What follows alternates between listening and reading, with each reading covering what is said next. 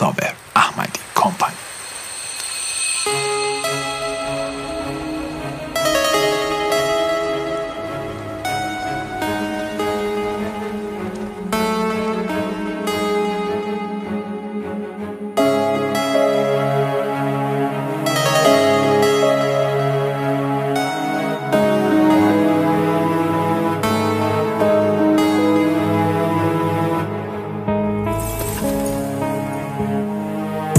در زونه جنی دستا من نگیر، برو بمیر تو به من نامرمی.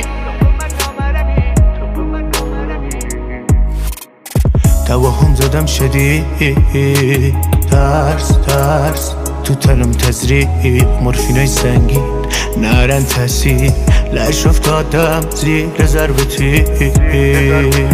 باشه من بعد اصلا تو خوبی، تنها دلیل سقوطم بودی.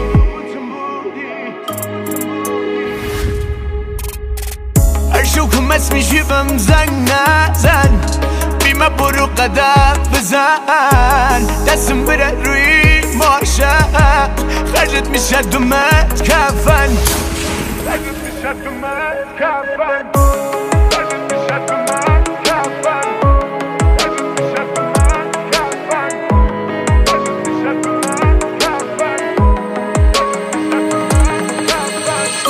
تو اصلا چی حالیت نی، عوضی مغز من گاییدی، مصرفای اجباری لش بیچاری برسی ده بشم هدیه دادی. اخلاق سگش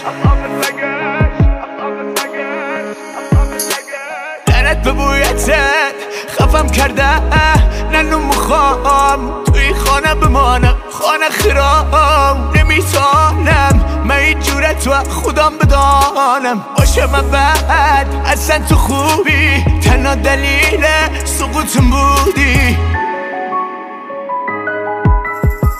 هر شوکم اسمیشی بهم زنگ نزن، بیمه برو قدم بزن، دستم بره روی ماشم خرجت میشه دومت کفن. بری رو حسابم صدا به بارا میبرم، بخوای تو رو وایسی چشادت آوار میبرم.